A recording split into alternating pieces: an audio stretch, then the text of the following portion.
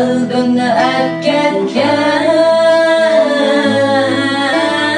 ketmeymen degen mala, keşmeymen degen. Şirin söz bilen kalbimni əpketken, yanıla men bilen natunuş buldi. Nakşılarga dert bulup doldi. Yanıla men bilen natunuş buldi. Nakşılarga